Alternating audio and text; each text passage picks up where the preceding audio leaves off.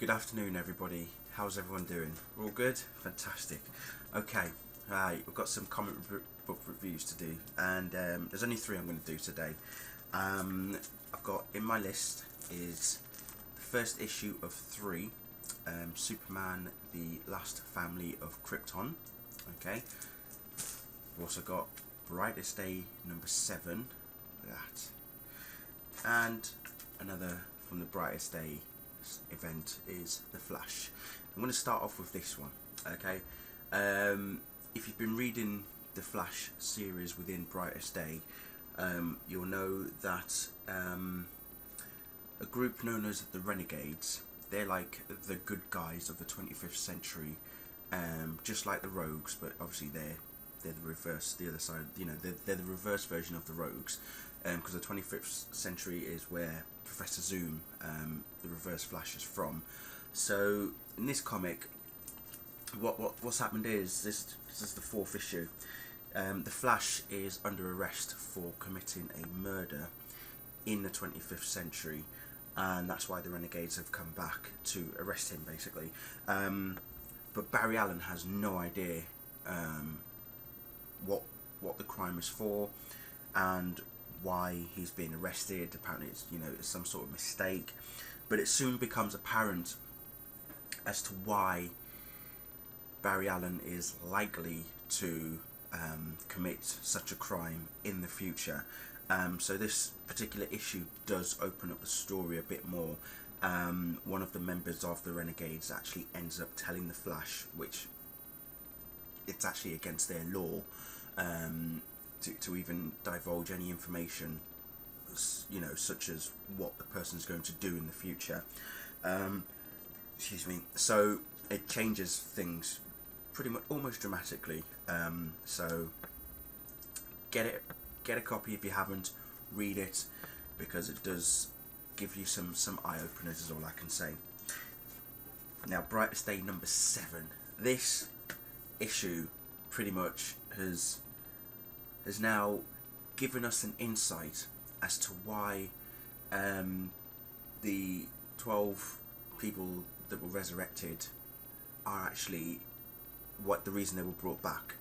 Okay, so Deadman, Hawk, Hawkman, Hawkgirl, and then you've got Aquaman, Martian Manhunter as well, Maxwell Lord, Captain Boomerang. There are reasons as to why they've all come back, and this issue pretty much sums it up and tells you why they've come back.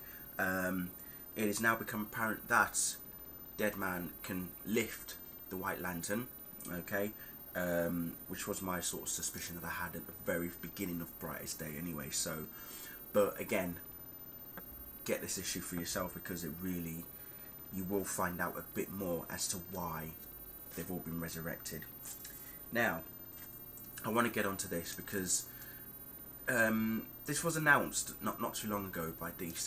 That they were going to bring out it's what's known as Elseworlds. So doesn't have anything to do with the current continuity of the comics. So it's not to do with like the grounded story from Superman or anything like that. This is a totally sort of different alternate take as to what would happen if Kal-El came to Earth with his mother and father from Krypton. So Jor-El and Lara. What would happen if they arrived on Earth as well as Kal-El just before Krypton was destroyed? And I have to admit, people, I am in love with the story already. Okay. The one thing that I've noticed in this comic is that there are so many quotes and lines taken from Superman the movie, from Jor-El's side of things, from Superman the movie in this comic. They've pretty much incorporated a lot of the movie into this comic. A number of things have been changed. There's still the best thing, though, I have to admit, is that even though Jor-El and Lara are both on Earth, and they settle in Metropolis and everything, they still are trying to find a way for their son Kal-El to live in some sense, a sort of a normal life, because they don't want him to be in the limelight, as it were. So, you know, I don't want to give too much away, because you really have to read this, because I have to admit, I wasn't sure what to expect when I heard about this and when I first picked up this issue. But after reading it, I must say I am absolutely astounded.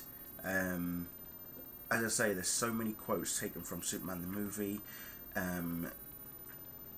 We do see Jonathan and Martha in this as well, but again, you have to read as to why they appear in the comic. And I just want to show you a picture here. I mean, how gorgeous does Lara look? Seriously. I mean, yowzers, Clark. I didn't realise your Kryptonian mother was that hot. I mean, obviously in Smallville, and obviously in like the other in other Superman comics, Lara's got blonde hair, but in this one they've given her dark hair. But as I say, it's completely separate to the current continuity of the Superman comics. But seriously, get a copy, because you will be. I'm overwhelmed about it. I can't wait to read the second issue. As I say, there's only 3 issues in total, but I cannot wait to read the second issue.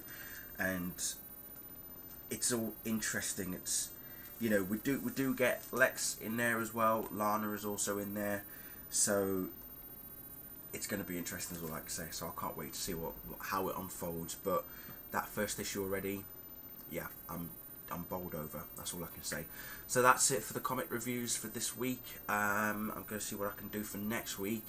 Yeah, but that's pretty much it for now, and I'll speak to you all later. Goodbye.